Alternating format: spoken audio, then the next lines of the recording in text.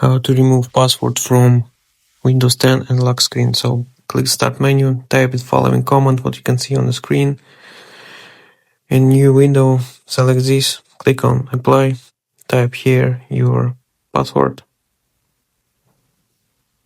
Okay. Once done, click on OK. Okay.